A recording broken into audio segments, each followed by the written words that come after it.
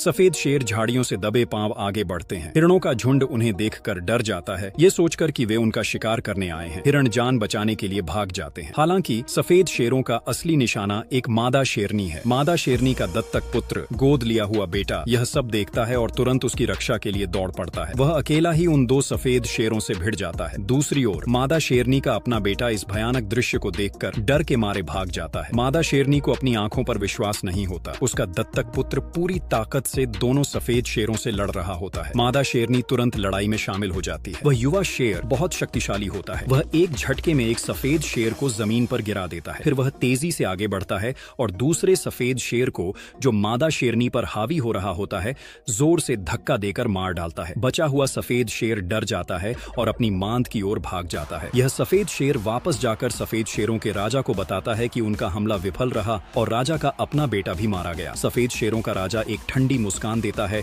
और तुरंत अपनी 10-12 पत्नियों को उस कायर शेर को मार डालने का आदेश देता है। इस दृश्य को शेरनी के झुंड का एक जासूस देख लेता है। वह तुरंत जाकर बड़े शेर को इसकी सूचना देता है। बड़ा शेर और उसकी पत्नी मिलकर फैसला करते हैं कि वे अपने दत्तक पुत्र और अपने डरपोक बेटे को तुरंत भाग जाने के लिए कहेंगे और वे खुद उनका पीछा करने वालों को रोकेंगे। हालांकि जैसे ही सफेद शेर अपनी 10-12 पत्नियों के साथ हमला करते हैं, बड़ा शेर तुरंत हार जाता है। वह बिना किसी प्रतिरोध के पकड़ लिया जाता है। सफेद शेर फिर भी युवा शेरों का पीछा करते हैं।